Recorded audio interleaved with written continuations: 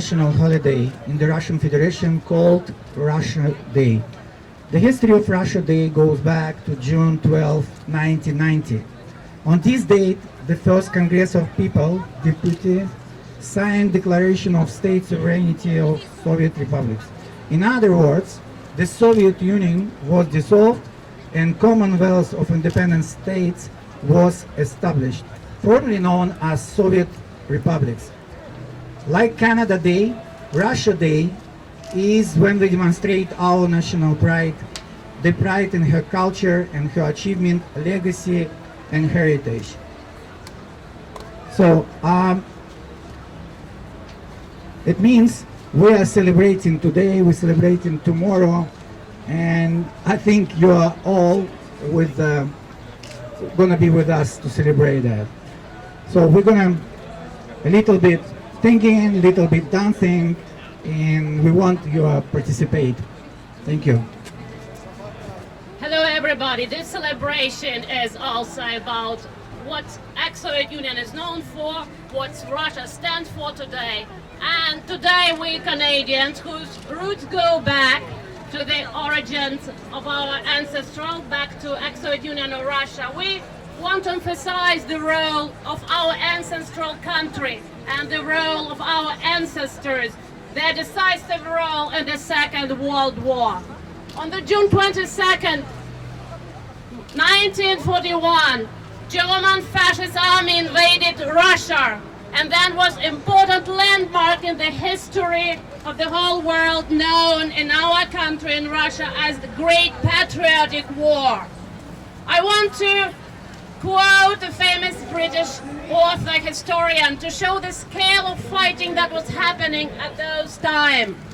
The Eastern Front, Russian front, there was fighting between 400 divisions of German and Russian troops. The front itself spanned 1,600 kilometers.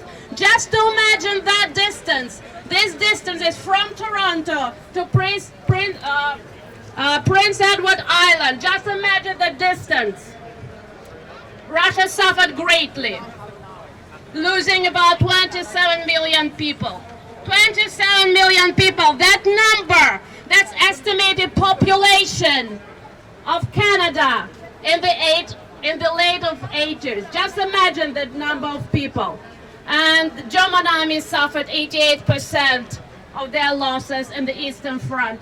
And just keeping Germans busy, that allowed Canada and her allies and our ex-allies of Soviet Union to prepare for invasion of Europe. It was a deadly fight. It was fight against absolute evil. The Russian humble soldiers, lowly lieutenants, they were who were winning that war. They were simple people who fought near Moscow, who had their battles and put their lives in Kursk, Kiev, Warsaw. They opened the gates of Auschwitz. They were the first who went into Berlin. And they carried burdens of that war through all their lives. The test of courage is often to live and not to die. This is a quote that I really like, because those people, despite the suffering, despite all hardship they had to endure, they put their lives, their mind to win that war, to conquer the evil. There simply was no other way. Thanks to them, we all here, free people, we stand and enjoy our life as peace. There isn't a single family in Russia, there isn't a single family in ex-Soviet Union Republic whose lives were not, and it still is not, touched by that war. That long echo, that shadow that spread all our centuries and felt in our lives today.